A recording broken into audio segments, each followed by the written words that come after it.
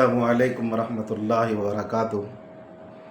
मेरे मोहतरम बुज़ुर्गों और दोस्तों, ये जो अशरा चल रहा है ज़ुल्हज का अशरा, बहुत ही फ़जीलत वाला अशरा है। इस आशरे की फ़जीलत अहादीस के अंदर बेशुमार आई है। इस आशरे के अंदर जो बंदा अल्लाह रब्बुल इज़्ज़त की इबादत करता है, अल्लाह रब्बुल इज़्ज़त उस बंदे के गुनाहों को माफ़ कर देते हैं, बख्श देते हैं। इब्न माजा शरीफ की एक रिवायत है, हज़रत अबू उमामा बाहिली रज़ी अल्लाह अन्हु रावी हैं। फरमाते हैं नबी करीम सल्लल्लाहु अलैहि वसल्लम ने फरमाया, मन क़ाम लैलतल ईदी, कि जो शख्स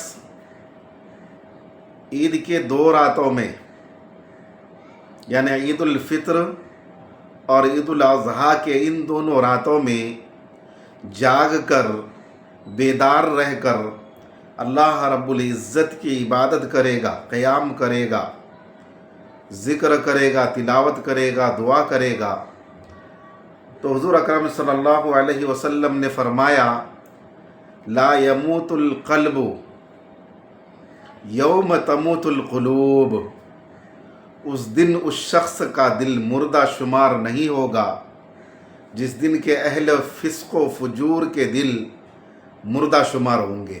ये फ़जीलत आई है। और हज़रत मुआज़ बिन जबल रज़ी अल्लाह अन्हु से एक रिवायत है, इब्न आसाकर ने इस रिवायत की तखरीज की है।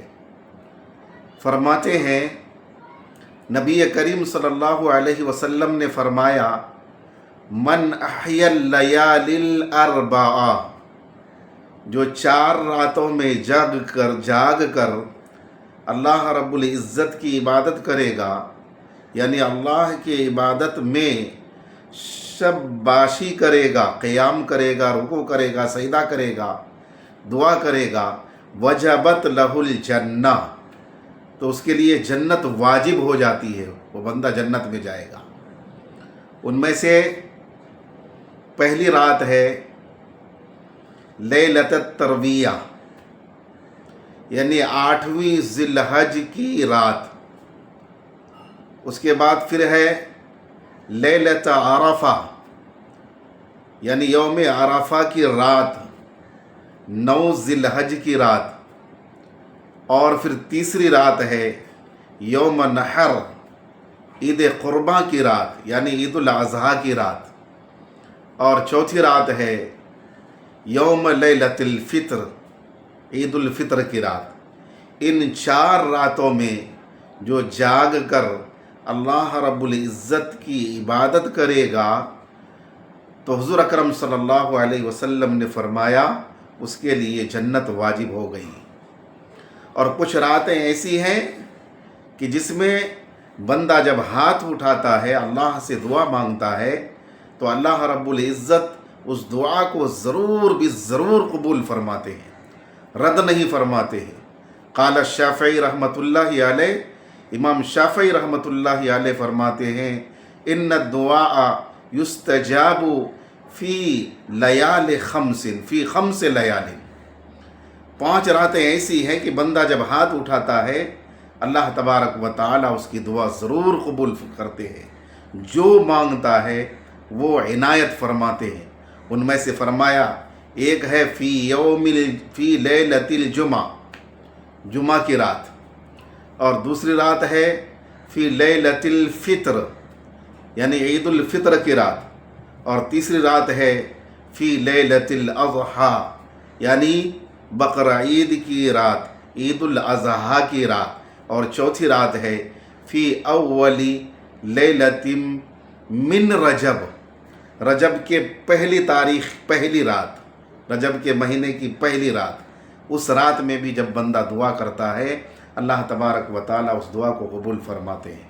इसी तरह से फरमाया फ़ी लैलतिन निस्फ़ी मिन शाबान, यानी शब बराअत की रात, जिसको हम बरी रात बोलते हैं, 15 शाबान की रात। इन रातों में बंदा अल्लाह रब्बुल इज़्ज़त से जो कुछ मांगता है, अल्लाह रब्बुल इज़्ज़त वो चीज़ें अता फरमा देते हैं।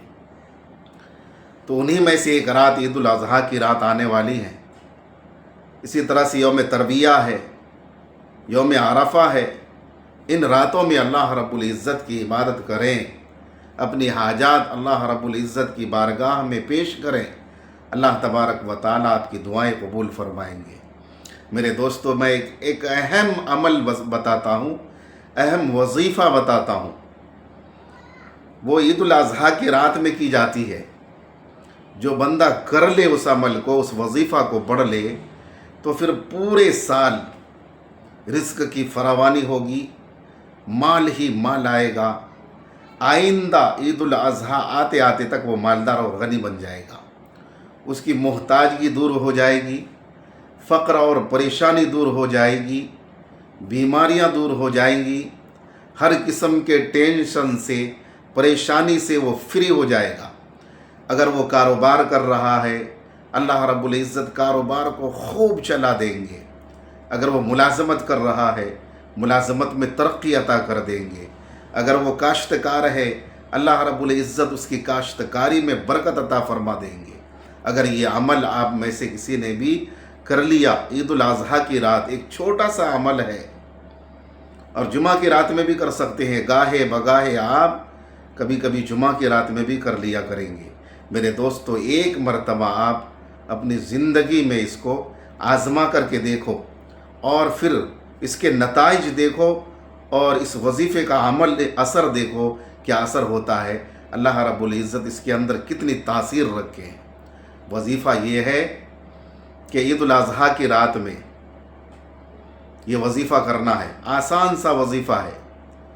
عید الاضحیٰ کی رات میں باوضو ہو کر بیٹھنا ہے، 3 یا 5 یا 7 بار درود شریف پڑھ لیں، 7 مرتبہ سورہ واقعہ پڑھ لیں، اور اس کے بعد 25ویں پارے کے اندر ایک سورت ہے سورہ شورى، اس کی آیت نمبر 19، اللہ لطیف بعبادہ یرزق من یشاء وہو القوی العزیز، یہ 313 مرتبہ پڑھ لیں، پھر 7 مرتبہ درود شریف پڑھ لیں، اور اس کے بعد دعا کر لیں۔ آپ دیکھیے آئندہ عید الاضحیٰ آنے تک اللہ رب العزت آپ کو غنی بنا دے گا، مالدار بنا دے گا، مال ہی مال آئے گا، دولت ہی دولت، اور فقر اور پریشانی، محتاجگی، یہ ساری چیزیں دور ہو جائے گی۔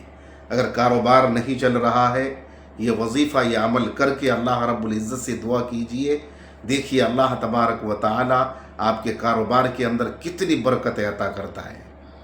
جب موقع ملے بیچ میں بھی جمعہ کے رات میں گاہے بگاہے کبھی کبھی یہی وظیفہ پھر پڑھ لیا کریں، یہی 7 مرتبہ درود شریف، 7 مرتبہ سورہ بقرہ، یہ سورہ واقعہ، پھر اس کے بعد 313 مرتبہ اللہ لطیف بعبادہ یرزق من یشاء وہو القوی العزیز، اور پھر 7 مرتبہ دعا کر کے آپ دعا کر لیں، یہ درود شریف پڑھ کے دعا کر لیں، اور دیکھیں اس کی برکت۔ اللہ رب العزت ہم سب کو اس پر عمل کی توفیق دے۔ اللہ کے خزانے سے لینے کے لیے ہم سب کو سیکھنا چاہیے۔ طریقہ کیا ہے؟ میرے دوستو، رکاوٹیں جو آتی ہیں، ہم اللہ رب العزت سے اس طرح سے مانگ نہیں پاتے ہیں۔ اللہ سے جب ہم اس طرح سے مانگیں گے، اللہ ہماری محتاجگی اور فقر اور پریشانی کو، بیماری کو دور کر دے گا۔